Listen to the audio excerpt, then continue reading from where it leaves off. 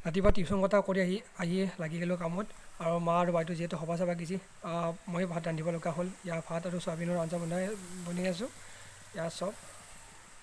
এয়া বিন আৰু আলু ভাজি আলু ভাজি আছোঁ ইয়াৰ চয়াবিন আৰু আলু বনাম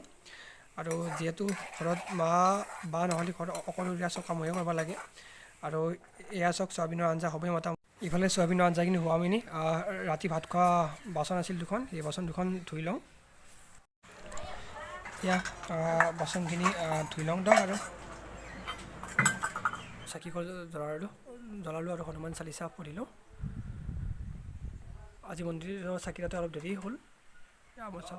ফাইনেলি কাপোৰ পিন্ধা হৈ গ'ল সভা চাবলৈ ৰেডি অলপ এতিয়া সভা চাব যাওঁ আৰু এয়া সৰ্থেবাৰী